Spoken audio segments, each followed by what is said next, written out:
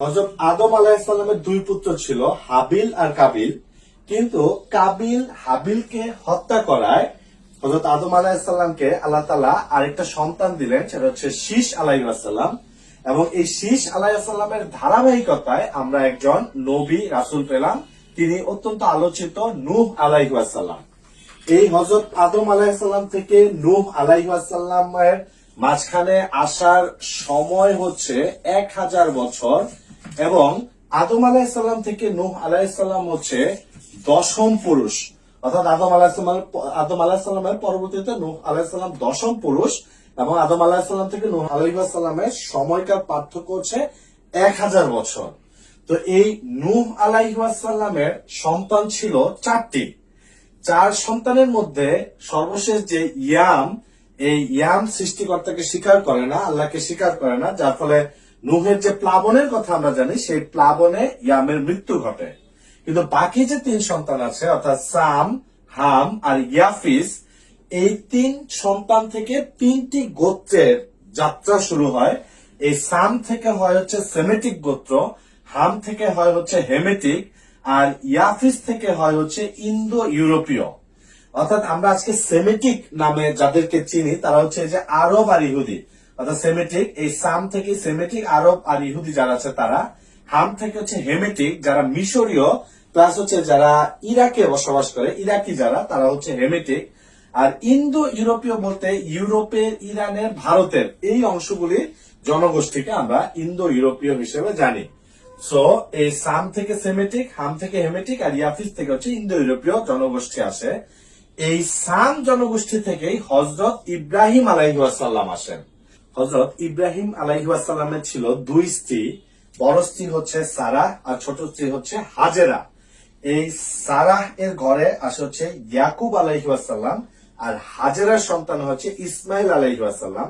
তো আল্লাহ তাআলার হুকুমে এই ইব্রাহিম আলাইহিস সালাম সারাহকে ইয়াকুব আলাইহিস সালাম সহ গিয়ে রেখে আসেন হচ্ছে জেরুজালেমে, আর হাজেরা, বিবি হাজেরাকে ইসমাইল আলাইহিস সালাম সহ রেখে আসেন হচ্ছে মক্কাতে।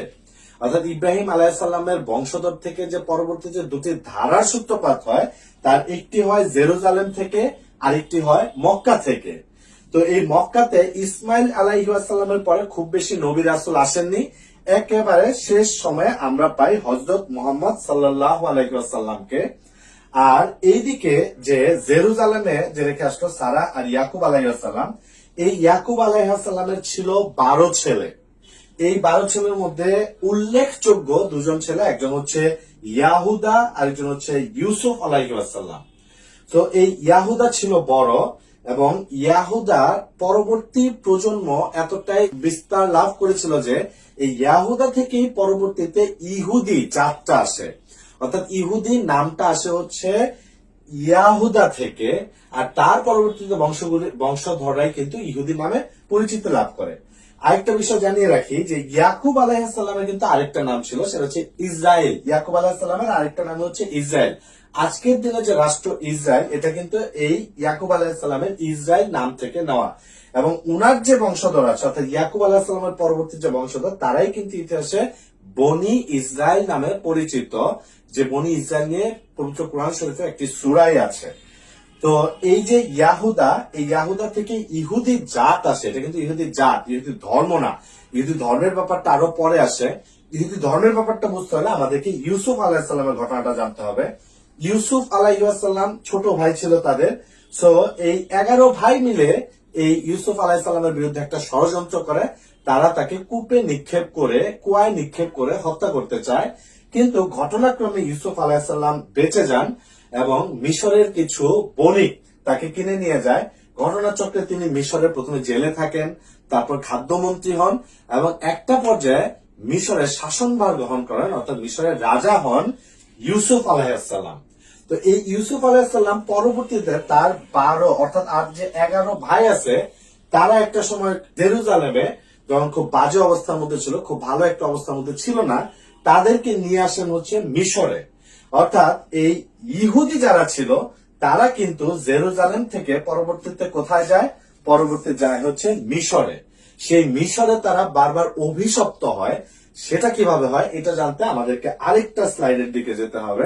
হযরত ইউসুফ আলাইহিসসালাম যখন মিশরে রাজত্ব শুরু করেন, মিশরের রাজা হন, তখন তিনি ওই যে জেরুজালেম, যার আরেক নাম ছিল কেনান, এই জেরুজালেম থেকে তার বাকি ভাইদেরকে এখানে নিয়ে আসেন, কারণ তার ভাইরা সেখানে খুব ভালো একটা অবস্থায় ছিল না, নিয়ে আসেন। তো এখানেও কিন্তু তার মানে ইহুদি জাতিটা কেনান থেকে, জেরুজালেম থেকে চলে আসে হচ্ছে মিশরে।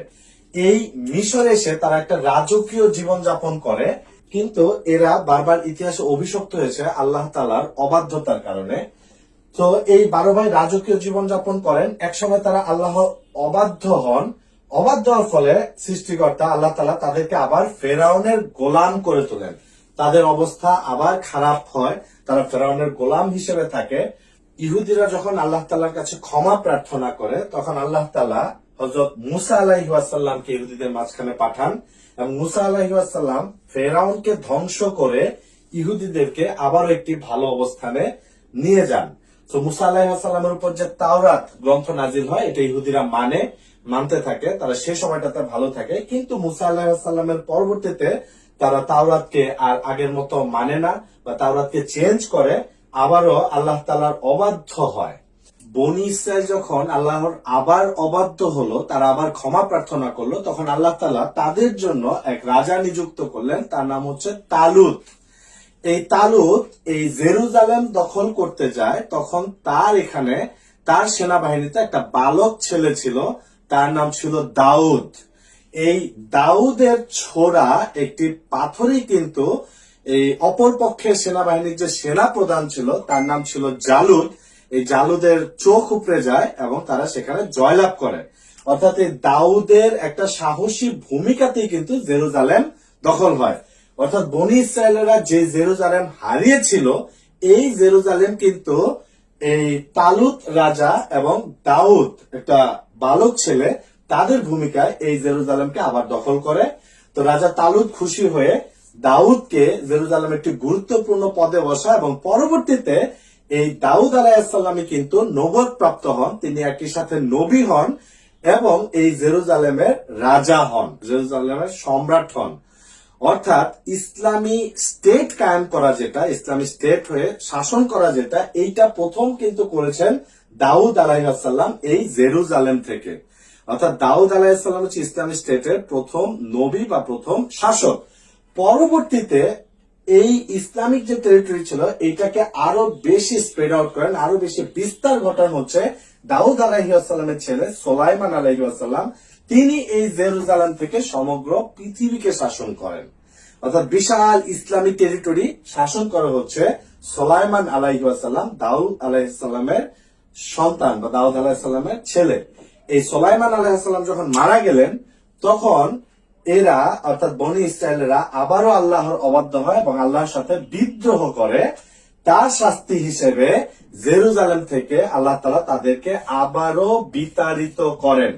এইবার বিতাড়িত হয় কার দ্বারা? ইরাকের একজন বিখ্যাত বা খুব ভয়ঙ্কর শাসক ছিলেন, তার নাম ছিল নেবুচাঁদ নেজার। এই নেবুচাঁদ নেজার এসে এই জেরুজালেমে অ্যাটাক করে, নির্বিচারে বনি ইসরায়েলীদেরকে হত্যা করে এবং তাদের যে উপাসনালয় সেগুলোকে ধ্বংস করে, জেরুজালেম থেকে বিতাড়িত করে হচ্ছে এই বনি ইসরায়েলীদেরকে নেবুচাঁদ নেজার, এবং তাদের বনি ইসরায়েলীদেরকে তার দাস বানায় এই নেবুচাঁদ নেজার। এরপরে প্রায় 2000 বছর তারা এই জেরুজালেমে আসতে পারে না। এই সময়টাতে আল্লাহ তাআলা তাদের কাছে অসংখ্য নবী রাসূল পাঠিয়েছেন, এবং এই প্রত্যেকটা নবী রাসূল একটা মূল কথা বলেছেন, একটা কথা বারবার বলেছেন যে তাদের মাঝখানে অর্থাৎ বনি ইসরায়েলদের মাঝখানে একজন মাসিহ বা মাসিয়াহ আসবে। সো এই যে যখন বললো মাসিহ বা মাসিহ আসবে, এই মাসিয়া যখন পরবর্তীতে ঈসা আলাইহিস সালাম আসলেন, তখন এই বনি ইসরায়েলেরা বা ইহুদিরা ঈসা আলাইহিস সালামকে মানলো না। তারা বলল যে ঈসা কিভাবে এই মসিহ বা মাসিয়া হয়, কারণ ঈসা তো জারদ সন্তান, তার মা তো ছিল ব্যভিচারিণী, তাহলে ওই একটা জারদ সন্তান কিভাবে মাসিহ বা মাসিয়া হয়। তারা অপবাদ দিল হচ্ছে ঈসা আলাইহিস সালামকে, এবং তারা ক্রুশে বিদ্ধ করে হত্যা করলো। অর্থাৎ ঈসা আলাইহিস সালামকে যে হত্যা করা, এটা কিন্তু ইহুদিরাই করেছে। তো যারা হত্যা করলো, যারা খুশি ছিল সেই হত্যায়, ওই সময় থেকে দুইটা গ্রুপ হয়। যারা হত্যা করলো, যারা খুশি ছিল এই হত্যায়, তারাই হয় ইহুদি, আর যারা ঈসা আলাইহিসসালামকে নবী হিসেবে মেনে নিয়েছিল, এই মাসিহ বা মাসিহা হিসেবে মেনে নিয়েছিল, এই হত্যায় যারা ব্যথিত হয় তারাই হয় নাসারা বা খ্রিস্টান। অর্থাৎ সেই সময় থেকে দুইটা ধারা সূত্রপাত, একটা হচ্ছে ইহুদি আর একটা হচ্ছে খ্রিস্টান। এই ইহুদি, খ্রিস্টান এবং মুসলিম তিনটা ধর্মের একটা জায়গায় মিল আছে। তিনটা ধর্মই বিশ্বাস করে একজন মাসিহ বা মসিহ আসবেন, যিনি আবার জেরুজালেম থেকে সমগ্র পৃথিবীকে শাসন করবেন। এখন খ্রিস্টানরা এই যে মাসিহ আসবেন, এই খ্রিস্টানরা জানে যে ঈসা আলাইহিসসালাম আবার আসবেন, তিনি জেরুজালেম থেকে সমগ্র পৃথিবীকে শাসন করবেন। আমরা মুসলমানেরও জানি, পবিত্র কোরআনে আল্লাহ তাআলা ঘোষণা করেছেন যে, যেটা আমরা দেখেছি যে ঈসা আলাইহিসসালামকে ক্রুশবিদ্ধ হত্যা করা হয়, কিন্তু আল্লাহ তাআলা কোরআনে ঘোষণা দিলেন ওনাকে হত্যা করেন না, ওনাকে তিনি তুলে নিয়ে গেছেন। এই ঈসা আলাইহিসসালাম আবারও আসবে এবং ইমাম মাহদির সাথে একত্রিত হয়ে এই জেরুজালেম থেকে আবার সমগ্র পৃথিবীকে তারা শাসন করবে। খ্রিস্টান এবং মুসলমান তারাও বিশ্বাস করে যে এই জেরুজালেম থেকে আবার পুরো পৃথিবী শাসিত হবে। ইহুদিরাও বিশ্বাস করে যে জেরুজালেম থেকে শাসিত হবে, কিন্তু তারা এখনো একজন, কিন্তু তারা হচ্ছে ঈসা আলাইহিসসালামকে মাসিহ হিসেবে মেনে নেয়নি। তারা এখনো অপেক্ষায় আছে একজন মাসিহ আসবে যে কিনা জেরুজালেম থেকে শাসন করবে। তাহলে ইহুদিদের ইতিহাস, যদি ইহুদি কারা বা ইহুদি জাত বা ইহুদি ধর্মের মূল কথা যদি আমরা দেখতে যাই, তাহলে এই যে এর আগে আমরা যেটা দেখেছিলাম যে ইয়াকুব আলাইহিসসালামের ছেলে ইয়াহুদা থেকে যে বংশধারা সৃষ্টি হয়, সেখান থেকে হচ্ছে ইহুদিরা আসে এবং পরবর্তীতে হযরত মুসা আলাইহিসসালামের উপর যখন তাওরাত গ্রন্থ নাজিল হয়, সেখান থেকে ইহুদি ধর্মের সূত্রপাত হয়, যারাই কিন্তু আবার দেশে বনি ইসরায়েল নামে পরিচিত।